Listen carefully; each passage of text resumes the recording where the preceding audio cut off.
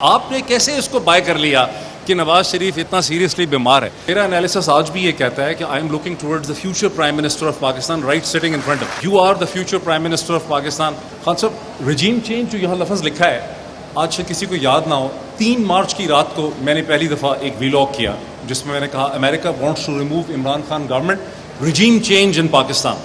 ये टर्म मैंने दी है पूरे पाकिस्तान को, ये उस वक्त की टर्म इस्तेमाल हुई। अब मेरी जो शिकायत है इमरान खान साहब से, which I would like him to address, अगर कर सकते हो, अगर नहीं कर सकते सोचें उस पर ज़रूर, बाकी सारी तहरीक इंसाफ से। 2018 में इलेक्शन से 10 इलेक्शन हुए थे 25 जुलाई को। 10 जुलाई 2018 को मैंने ट्वीट किया था, जो मेरे ट्विटर हैंडल के ऊपर लिखा हुआ है, कि जो इलेक्शन पाकिस्तान में हो रहा है और इसके जो नताइज आएंगे, ये इसे इंटरनेशनल इस्टेब्लिशमेंट कबूल नहीं करते नज़र आ रही। बिकॉज 100 से ज़्यादा अखबार जो थे मैंने उस वक्त देखे पूरी दुनिया के, भारत के, अमेरिका के और हिंदुस्तान के और इंग्लैंड के, जिनमें क्लियरली डिसअप्रूवल था कि जो पॉलिटिकल चेंज आ रही है, जहां पाकिस्तान की मिलिट्री इस्टेब्लिशमेंट को एक पॉपुलर पॉलिटिकल कवर मिल रहा था, ये चीज़ अनएक्सेप्टेबल थी इंडियन एंड वेस्टर्न इस्टेब्लिशमेंट को।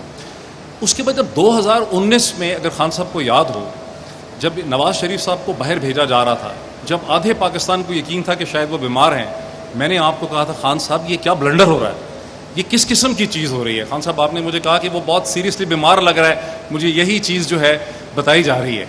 आपने भी उसको बाय कर लिया, मैंने उसको बाय नहीं किया। मेरा ख्याल है इमरान खान रियाज ने उसको बाय नहीं किया, समी इब्राहिम ने उसको बाय नहीं किया, अरशद शरीफ ने उसको बाय नहीं किया। आपने कैसे इसको बाय कर लिया कि नवाज शरीफ इतना सीरियसली बीमार है? आपने उनको इंग्लैंड ले जाकर आपने इस पूरे प्रोसेस को एम्पावर किया, जिस चीज़ को हमने बाद में देखा।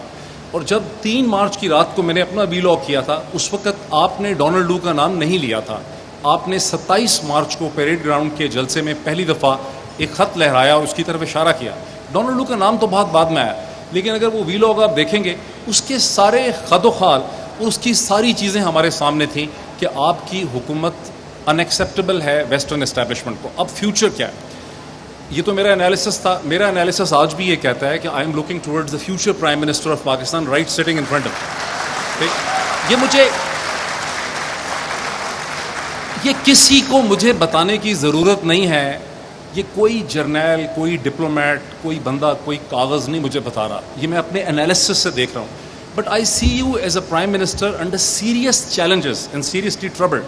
अब आपका चैलेंज ये होगा एज प्राइम मिनिस्टर, एक तो आपको पीटीआई से बाहर निकल कर भी एक पॉलिटिकल कंसेंसस बनाना पड़ेगा along with the other political parties. ये पहला आपका बड़ा चैलेंज है, बिकॉज तनहा इतना बड़ा पूरी दुनिया के सामने आप खड़े हैं। वेस्टर्न इस्टेब्लिशमेंट्स आपके खिलाफ हैं, हिंदुस्तान की इस्टेब्लिशमेंट आपके खिलाफ है।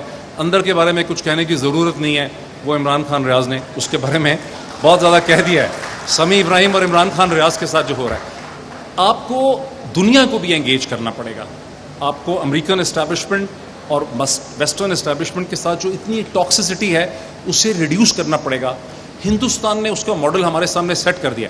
कल हिंदुस्तान ने खरीदा कोयला रूस का, पेमेंट की युआन में।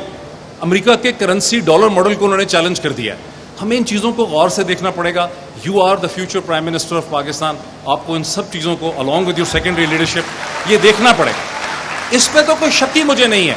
ये लाख कहें कि नहीं आ रहा, इस वक्त जो सूरत हाल हो गई है, कहीं अदालतों के ज़रिए, कहीं मीडिया के ज़रिए, कि सूरज को चांद बताया जा रहा है, चांद को सूरज बताया जा रहा है, दुनिया को फ्लैट बताया जा रहा है। ये चीज़ चल नहीं सकती। हम 17वीं सदी के शुरू में खड़े हैं, जहाँ गैलीलियो और कोपरनिकस ये कहते थे कि दुनिया फ्लैट नहीं है, गोल है। सूरज के गिर्द दुनिया नहीं सूरज नहीं घूम रहा दुनिया के गिर्द। चर्च कहता था कि नहीं ऐसा है। वो फिर बाद में चर्च ने माफ़ी मांगी, ऑफिशियली तौर पे रोमन चर्च ने उस पर माफ़ी मांगी वेटिकन ने कि हम गलत थे, गैलीलियो ठीक था। ये होने वाला है, कुछ हफ्तों महीनों में ये होने वाला है, लेकिन आपकी बड़ी जिम्मेदारी है। Thank you so much.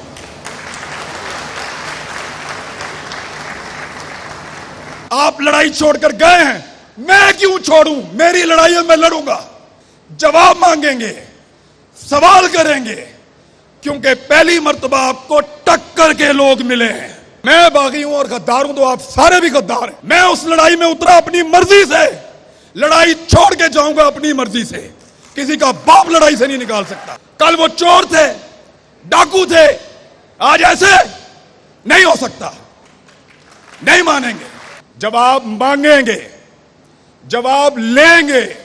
हम इनसे पूछेंगे कि तुमने कहा था ये सारे चोर हैं, तुमने कहा था ये सारे डाकू हैं, तुमने मुझे सबूत दिए थे, मुझे वीडियोस दिखाई थी, मैं गवाह हूं। जनाब इमरान रियाज साहब सीनियर एंकर, उनसे रिक्वेस्ट करते हैं आके अपने हालात का इजहार करना।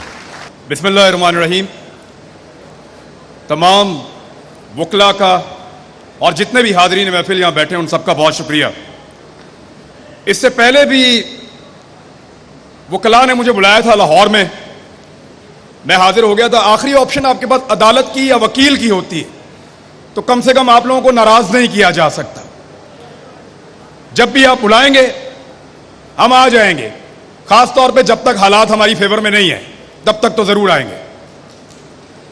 मेरे लिए यह कहानी शुरू होती है 10 मार्च को,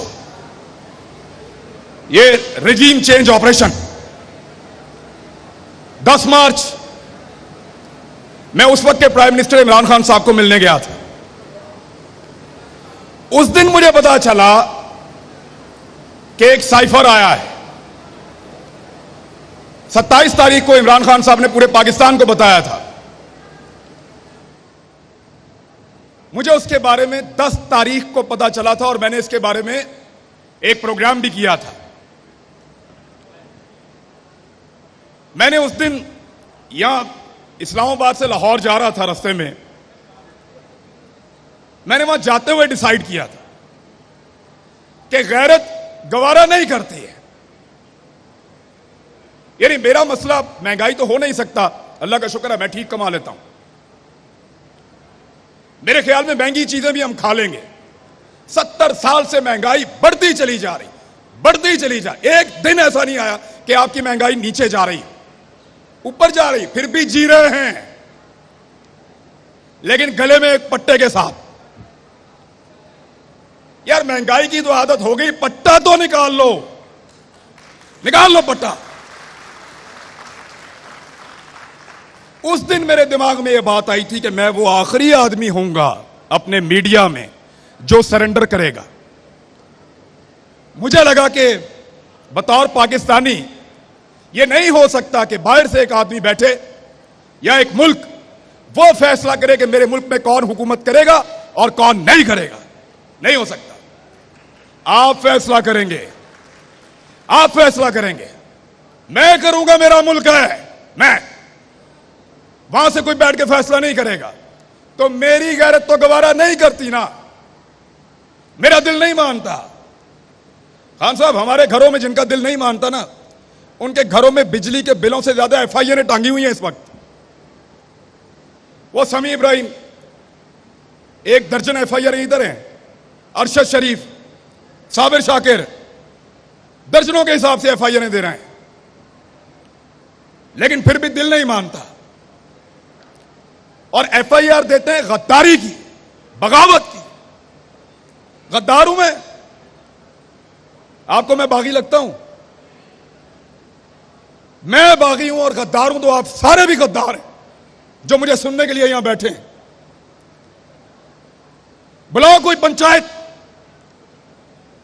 कोई जिरगा बुलाओ, बिठाओ पहाड़ों से लेकर नीचे तक अपने सारे लोगों को और पूछो कि हम गलत बात कर रहे हैं। आज प्राइमरी का बच्चा सवाल पूछता है, प्राइमरी का बच्चा। बाहर निकल के देखो, इंसानों का वजूद सवाल बना हुआ है। देखो इनको 22 करोड़ सवाल आपके सामने खड़े हैं, दो जवाब। यही कहा था मैंने 2 दिन पहले, मेरे ऊपर जवाब देने के बजाय 6 पर्चे हो गए एक रात के अंदर। लेकिन जवाब तो देना पड़ेगा, जवाब मांगेंगे, जवाब लेंगे। हम इनसे पूछेंगे कि तुमने कहा था ये सारे चोर हैं, तुमने कहा था ये सारे डाकू हैं, तुमने मुझे सबूत दिए थे, मुझे वीडियोस दिखाई थी, मैं गवाह हूं। मुझे इनकी इन्वेस्टिगेशंस की वीडियो दिखाई है। मोहित भाई, देखा है ना, पढ़ी है आपने फाइलें, आपने भी पढ़ी हैं। हमें फाइलें इन्होंने पढ़ाई हैं, हमें वीडियोस दिखाई हैं, हमें ऑफिसर्स मिलवाए हैं, हमें इन्होंने बोला चोर है, लुटेरा है, डाकू है, तेरा मुल्क खा जाएगा। मैं बिगड़ गया, मैंने कहा नहीं खाने दूंगा। मैं उस लड़ाई में उतरा अपनी मर्जी से, लड़ाई छोड़ के जाऊंगा अपनी मर्जी से। किसी का बाप लड़ाई से नहीं निकाल सकता। मुझे आपने लड़ने के लिए कहा, मैं अपनी मर्जी से लड़ने के लिए आया। मैंने पहले अपने आप को कायल किया कि मैं लड़ूंगा इस लड़ाई को। आप इस लड़ाई को छोड़कर चले गए, अधूरी छोड़ दी आपने लड़ाई। कल वो चोर थे, डाकू थे, आज ऐसे नहीं हो सकता, नहीं मानेंगे, दिल नहीं मानता। जवाब देना पड़ेगा, जवाब मांगेंगे, सवाल करेंगे, क्योंकि पहली मर्तबा आपको टक्कर के लोग मिले हैं।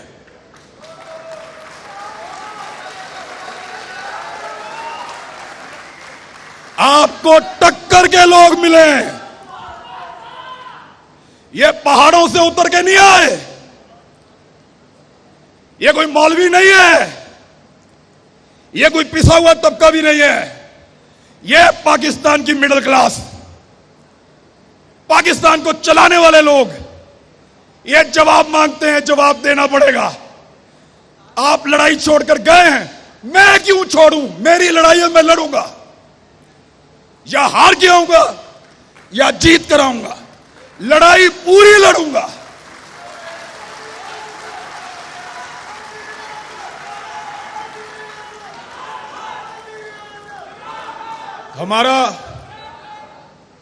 हमारा सिलेबस ही मुकम्मल नहीं हो रहा। 70 साल हमें पढ़ाया कि ये ऐसे है। अल्लाह अल्लाह करके नालायक लोग हैं हमने अल्लाह अल्लाह करके वो सबक याद किया और सिलेबस बदल दिए। अब कहते हैं ऐसे नहीं है, वो ऐसे है। यार कोई एक सिलेबस बना दो, एक करिकुलम रख लो, इस मुल्क का, मुल्क चल जाए। हर थोड़े अरसे के बाद आप कोई चैप्टर नया शामिल कर देते हैं। हर थोड़े अरसे के बाद वो गद्दार था, अब वो हुब्बुल वतन है, अब तुम गद्दार हो। इधर तकलीफ होती है, खुदा की कसम। कोई FIR दे दो यार, कत्ल की दे दो, डकैती की दे दो, गद्दारी की तो ना दो। गद्दारी की FIR, गद्दार हैं हम, बोलो गद्दार हैं। बुलाओ पंचायत, बिठाओ कोई जरगा, करो फैसला। हम गद्दार हैं? नहीं है। Pakistan, Pakistan. Thank you very much.